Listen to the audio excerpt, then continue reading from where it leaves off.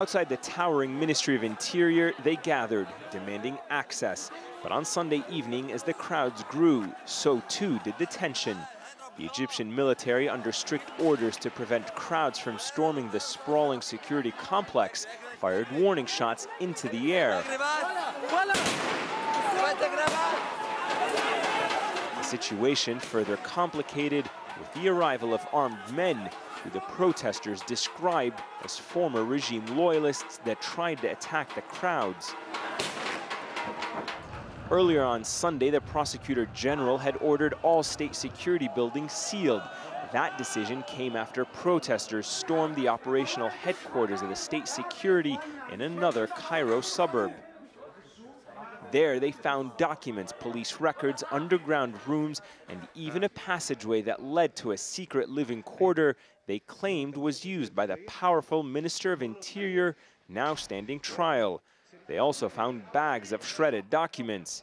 With the recent departure of the Mubarak-appointed Prime Minister Ahmed Shafiq, protesters feared that state security officials would attempt to destroy all evidence that would implicate them.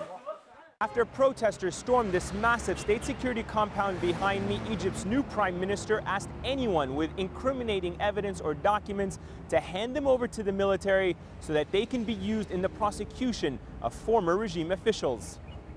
Documents like these, obtained by Isra Abdel Fattah, who was detained by state security twice for her political activism, show how state security was spying on her, even hacking into her email accounts to find out which organizations she was involved in and who she was in regular contact with. These records show they were extremely paranoid from us. Every piece of information that for us seemed insignificant would be significant for them. They were convinced that there must have been some international organization behind my activities. That sense of paranoia led state security to act with impunity for years, many say. State security was often accused of corruption, extortion, and torturing activists and citizens alike. Hussam Hamallawi was tortured while in the custody of state security. State security has to be dissolved completely, not restructured or frozen, but to be dissolved. Secondly, every single officer and corporal and agent and informer in that agency must be put on trial. Today, on the walls of the abandoned complex that came to symbolize the oppression Egyptians endured under the previous regime, a simple message left by the protesters. This is the fate of the oppressors. Ayman Muhyiddin, AlJazeera, Nasser City. An Egyptian cabinet reshuffle announced on Sunday will see 3 new faces in key posts. The Prime Minister's office named Nabil Al-Arabi as the country's new foreign minister. He's a former judge at the International Court of Justice and was a permanent representative to the UN. Meanwhile, the new Interior and Justice ministers have pledged to fight corruption. In Yemen, at least 1 person has died in clashes with government loyalists. 52 protesters were wounded in Ib city, 190 kilometers south of the capital Sana'a. And another member of parliament has resigned from the ruling party. It's the 14th in the past week. Sheikh Hassan Ali Anan quit in protest at the government's treatment of protesters. Saudi Arabia is reported to be building up its security forces in the east. It comes in response to protests there calling for more rights for Shia Muslims. New video posted on a social media website appears to show a protest in Qatif on Friday. A report in the British Independent newspaper says up to 10,000 extra troops are being sent to the region. Saudi's ruling family wants to avoid a situation like that in neighboring Bahrain, where Shias there have been holding mass rallies against the Sunni royal family. However, there's been no new concessions for protesters who've camped out at Pearl Roundabout since last month. On Sunday, hundreds took their campaign to Qudaybiyah Palace, the Prime Minister's residence. Our correspondent in Bahrain, who we're not naming for his safety, has this report. Calling for the overthrow of Bahrain's ruler, King Hamad. They're headed for Pearl Roundabout. It's been occupied by pro-democracy protesters for nearly 3 weeks. Shia opposition figures say that after years of repression and the killing of 7 protesters last month, it's time for change. Sunday started with a demonstration outside the palace where weekly cabinet meetings happen. Sunni and Shia leaders denounced the Prime Minister, the King's uncle, who's been in power for over 4 decades.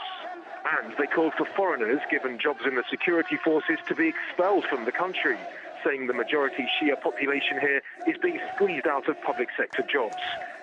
Hours later, the government reiterated people's right to freedom of expression, but everyone's waiting to see if they offer real concessions. The government is, they've called for a dialogue with opposition parties and most of civic society to reach some sort of a compromise towards, some sort of a constitutional democracy. The previous announcement of 20,000 new government jobs has done nothing to quell the anger on the streets. What's not clear is how long the protests will continue and whether the security forces will continue to keep their distance. AlJazeera, Manama. It's nearly 20 years since the UN Security Council imposed a no-fly zone. That was in Bosnia.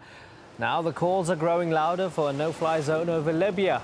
How likely is it and how effective would it be? That story is just ahead. Plus, a surge of support for the far right in France spells bad news for President Sarkozy.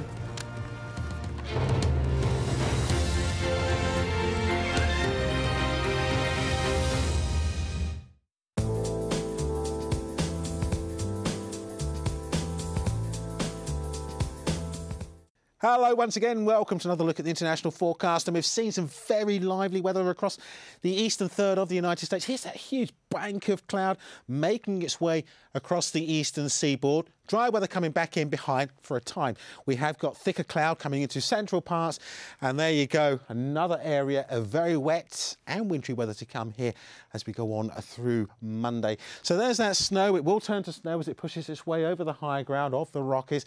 Temperatures pegged back to 17 Celsius in LA. Plenty of snow into central parts as well. Denver, temperatures falling back to just freezing as a high. And we've got cooler air, but at least it's dry by the time we come to Monday around the eastern seaboard. So 8 degrees there for New York.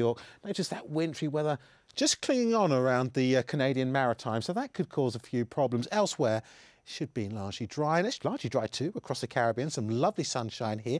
Maybe northern parts of Nicaragua pushing into Guatemala could see a few showers, but for most, it's set fair, and we'll see temperatures getting up to 27, maybe 28 Celsius. Some pleasant weather to come then.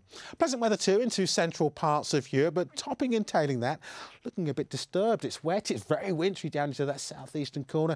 More heavy snow to come into Scandinavia and more specifically Norway.